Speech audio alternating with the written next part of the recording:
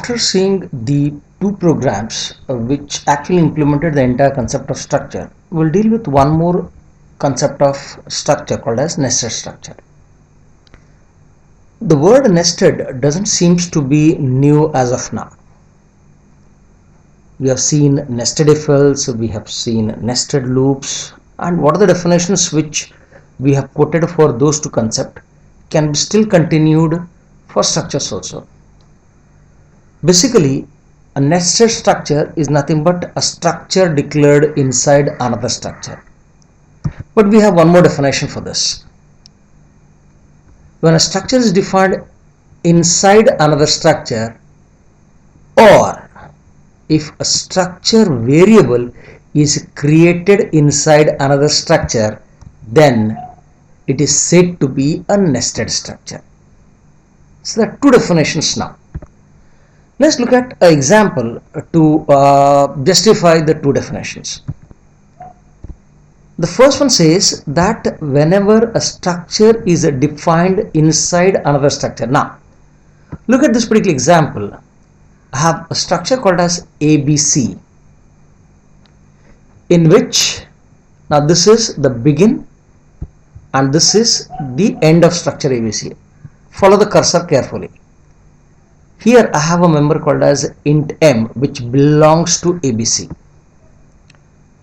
Now, rather than writing a member as of a standard data type, why don't we write a member as a structure itself? I'll define a struct called as XYZ, and this structure starts at this place, ends at this place, and I have a member K. So now K is a member of XYZ and XYZ is a member of ABC. So XYZ is the inner structure and ABC is the outer structure.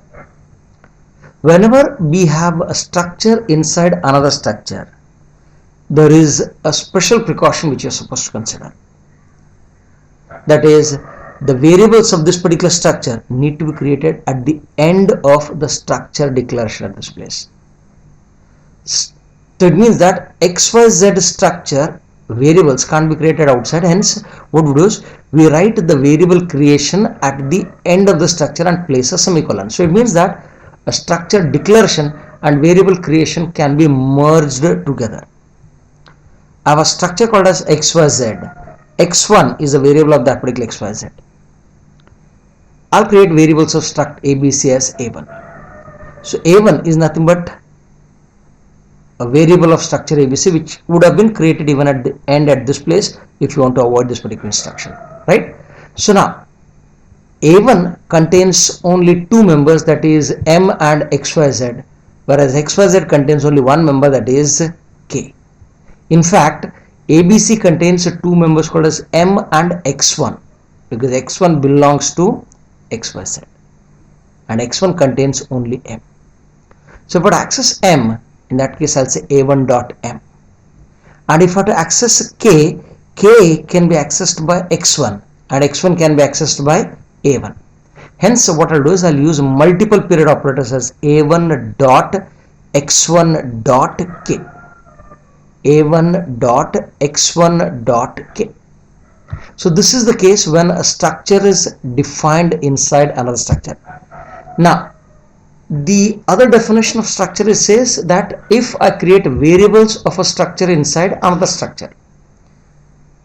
For example, let me write this particular structure outside this. So I'll have structure XYZ int K. Now this is an independent structure. Structure ABC will not contain this particular structure now, but it will contain only the variable creation at this place. So I'll say struct ABC int M struct XYZ X1. So now you can very clearly see that ABC contains two members, that is M and X1, and X1 is a part of XYZ which contains K. So I can create variables of ABC as A1 dot M, and again to access K can't be accessed by A1 dot X1 dot K, which means that whenever we want to access the nested structure member, we have to use multiple period operator. Now question comes, what is the difference between the first and second one? The second syntax helps us to create the variables of structure xyz even independently. So I can use this particular structure xyz as an independent structure, or I can use it as a nested structure. But here xyz can be used only as an independent structure. You can't use this as an independent structure. It has to be used inside as a nested member of this particular structure, right? Now let's implement a program on this particular nested structure. What I'll do is I'll consider the same good old example of structure student itself, but I wish to now read the date of birth of that particular student along with the name, roll number and percentage, date of birth. So rather than defining date of birth, that is date, month and year, three members of this particular date as structure members, I will define that as a separate structure itself. Now check this. I have defined a structure called as a date, which contains three members, D to store date, M to store month and Y to store year. Now this is the independent structure.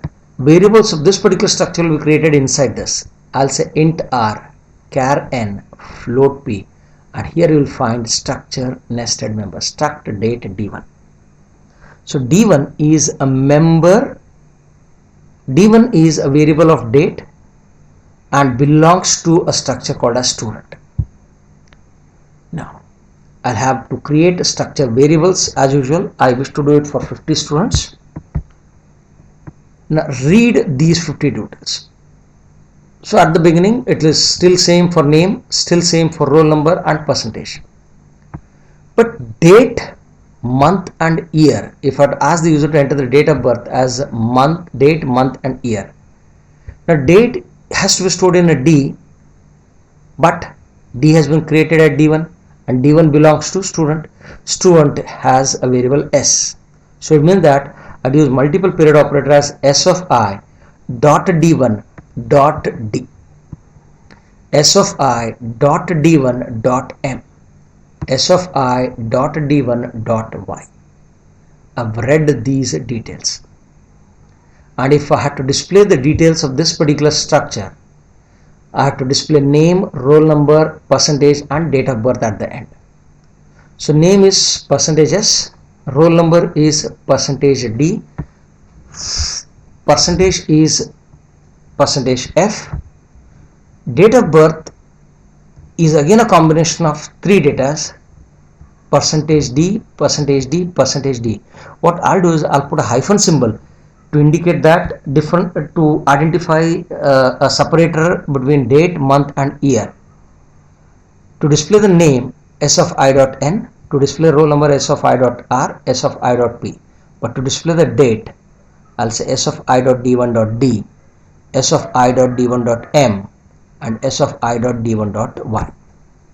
So here I have used nested structure at this place.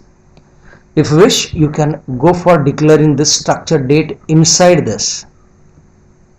Struct student int R, char N of 20, float P, and you can say struct date int D, int M, int Y, and then end that, and then D1 can be done at the end, at the beginning, and then a curly bracket and a semicolon. Clear? So this is how we use nested structures.